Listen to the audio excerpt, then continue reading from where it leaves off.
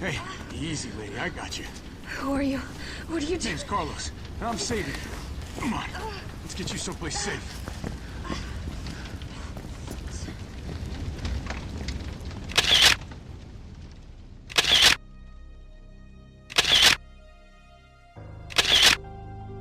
Carlos Oliveira is arguably the most important character that Jill Valentine will have interactions with during the events of the game Resident Evil 3.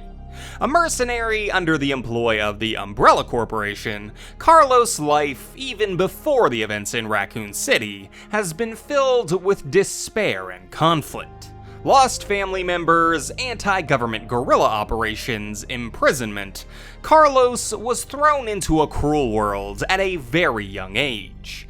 Yet, despite these tragedies, he's never let the past dampen his current outlook on life, and remains upbeat even in the face of unimaginable terrors.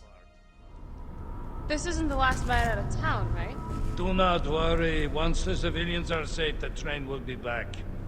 It's all right. You're going ahead. I'm not gonna die on you, leave you in a cold, cruel, Carlosless world. The story of Carlos Oliveira as we know it begins in the depths of an impoverished and desperate city in an undisclosed region of South America. Carlos would be born into a life filled with hardships, the fifth of 7 sons. Before he would ever even take his first breaths, 2 of his brothers would be lost to gang fights of the area. A trend that would plague his childhood, as when he was only 5 years old, another of his brothers would be killed in a home invasion brought on by gang retaliation. When he was only 7, Carlos would get his hands on his first shotgun, and thanks to the teachings of his nightmarish environment, he would use it to adopt the life of a thief. A decision that would get him in hot water at the age of 10 when he would raid a local farm and get caught by paramilitaries that had been protecting it. Luckily, before they would manage to kill the young boy though, he would be saved by a communist guerrilla troop who would take Carlos under their wing. With the help of the guerrillas, Carlos would learn how to fight, how to handle firearms, as well as several survival techniques. And in time, he would rise through the ranks to become one of their most elite. However, despite all of his acquired skills, when the government began to crack down on the guerrilla troop, neither he nor his men ever really stood much of a chance. Carlos would be captured by the government's forces, and thanks to his rank within the guerrillas' organization, he would be touted by the authorities as a trophy of their victory, his face being spread all around the world, gaining the attention of a certain seedy pharmaceutical conglomerate who would take note of this very interesting young man. Umbrella would approach the young soldier with a deal, become a member of the UBCS, give Umbrella his acquired talents and loyalty, and in exchange they would free him from his imprisonment, giving him a new chance at a new life.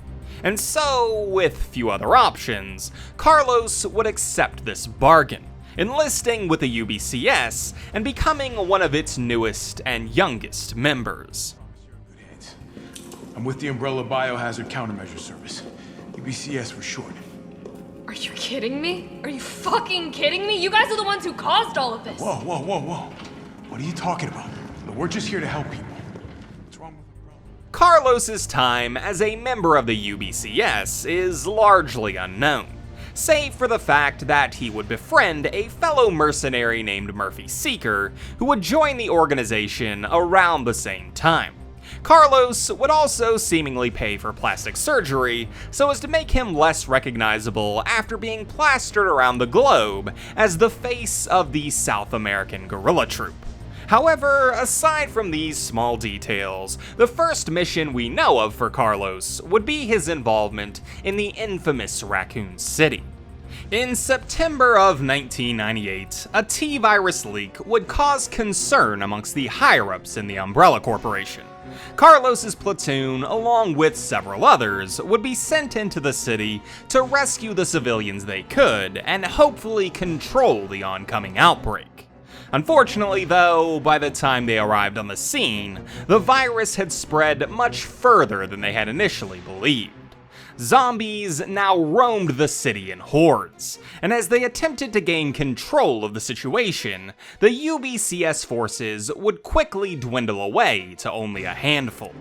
Carlos, being one of the few remaining, would take shelter in the city's subway tunnels, with Delta Platoon Captain Mikhail Victor taking command of the remaining mercenaries.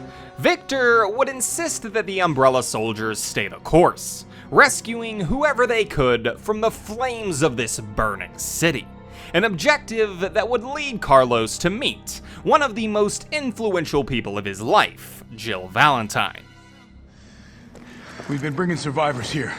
Here where? My guys have converted some subway cars into a shelter. It's safe. Throughout Carlos's time in Raccoon, he would come to understand that the organization that he'd devoted himself to was far from what he'd been led to believe. Umbrella had caused this tragedy, had killed thousands with its negligence, and for the small part that he'd played in that, he was furious at himself.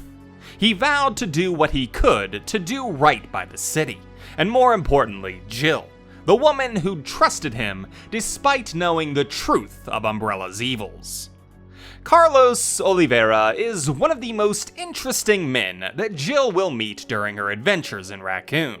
A man with one of the darkest childhoods imaginable, who still managed to pull himself away from his past and turn it all around. A man who has led a life embroiled in conflict and pain, yet despite that can still keep a smile and a sense of humor.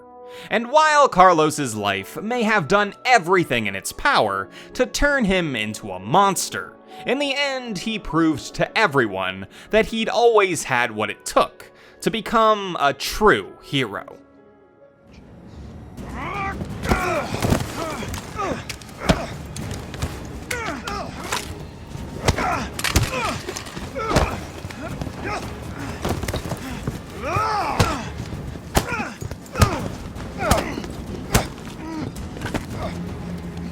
Jill! Shoot him! I can't! I'll hit you! Do it! You have to! There's no other way. Carlos!